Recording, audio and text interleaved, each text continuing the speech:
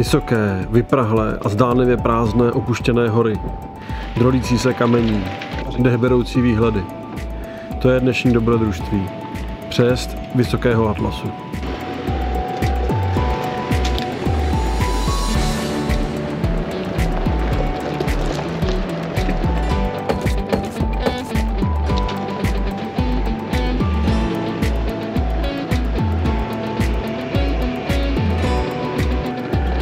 Naše cesta začala u města Ererich. Stoupali jsme po úzkých prašných cestách vzhůru. Naším cílem bylo překonat pohoří a dojet ke známé cestě nádhernou průrvou Cirque de Jaffa. Stoupání začalo zhruba ve výšce 1200 metrů nad mořem a měli jsme se dostat až zhruba na 3700 metrů.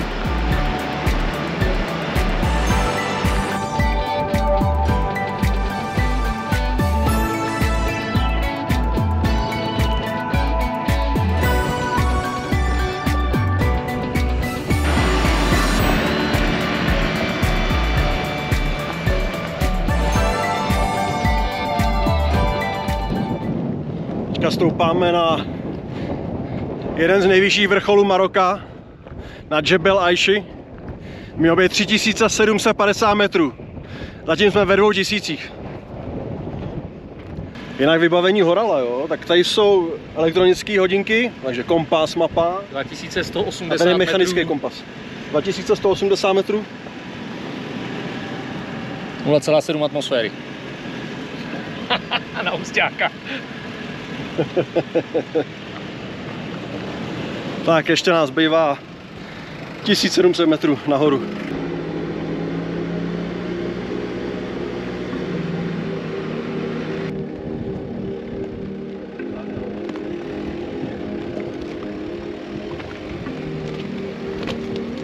Jak jsme stoupali výš a výš, tak se postupně měnil ráz cesty a k jemnému prachu přibývaly větší a větší kameny. A i sesuvy byly častější a častější. Ono se to na záběrech nezdá, ale občas bylo potřeba se nedívat dolů.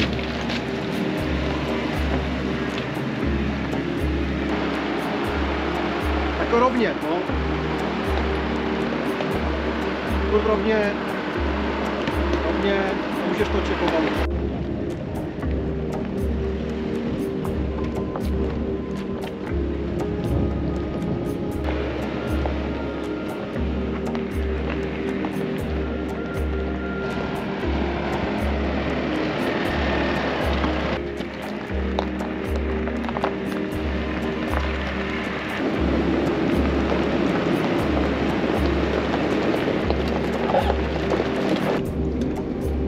Myslím, že jsme našli místo na pauzu.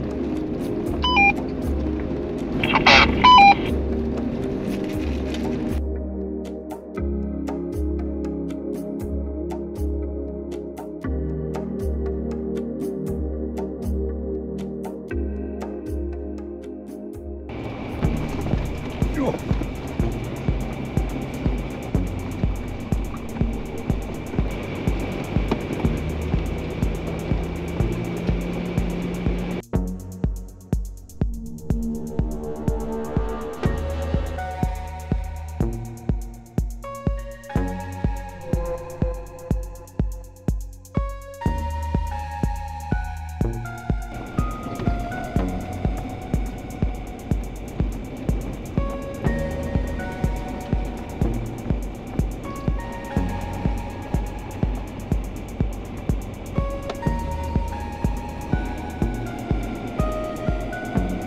Zdánlivě opuštěné hory. Ano, zdánlivě. Kde jsou zvířata, tam jsou i lidé. Ano, i tady vysoko v horách. Co máme za boty, tyjo, podívej. No.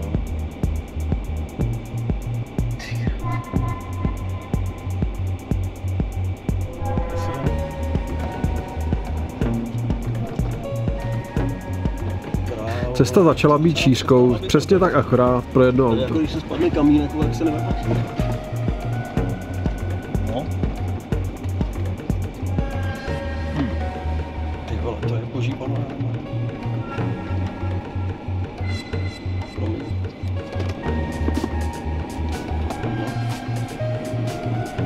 Ale, no přes, asi jo.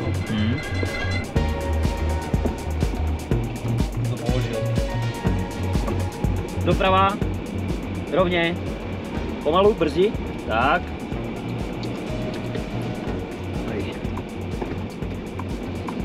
Ty tady se dva rvou.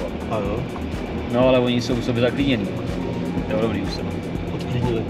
No oni když se zaklíněni, tak seš prdeli. Musíš čekat, než oni něco udělají. Ty kráso, ale počkejte, dobrý souboj to.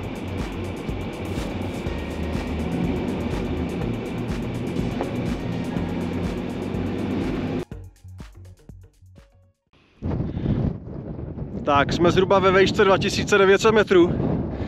Tady bohužel jsme se rozhodli náš výlet na Jebel Aishi vzdát, protože vlastně ještě je to 58 km hřebenová túra autama ve výšce na 3000 metrů.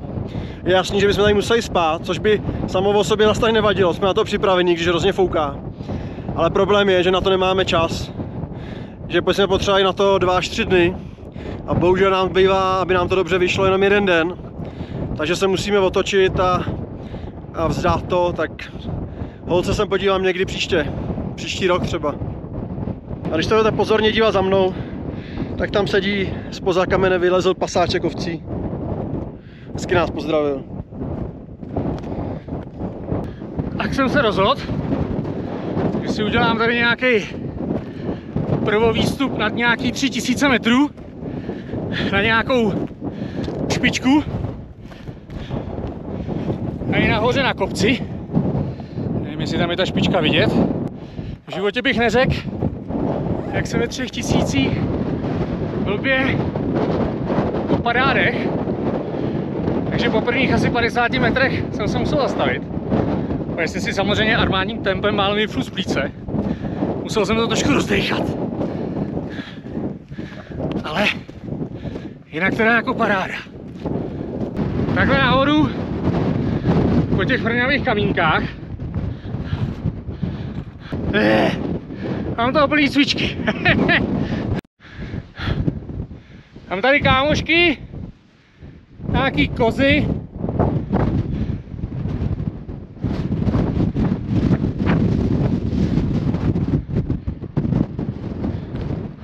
Jo! Jo!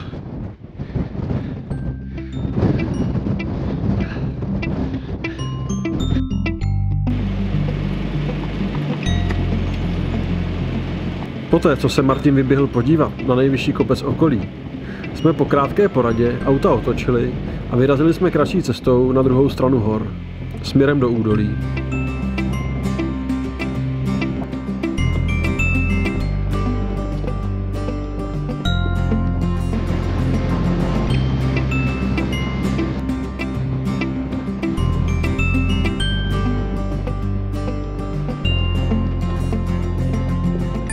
A tady zas, uprostřed ničeho, člověk prostě se tu objevil a šel neznámo kam.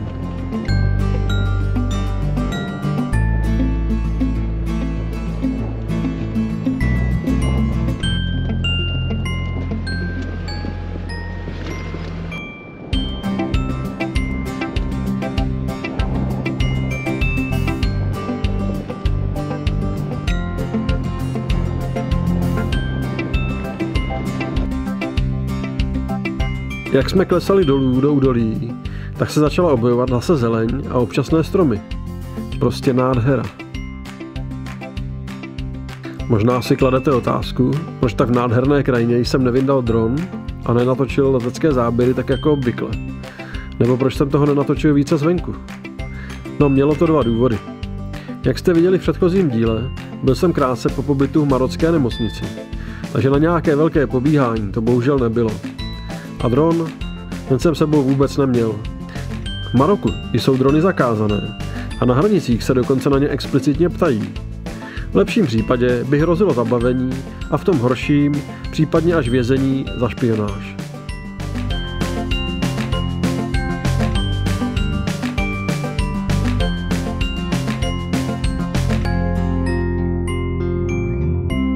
Po sklesání dolů do údolí jsme zamířili k legendárnímu cyklu de Jaffa.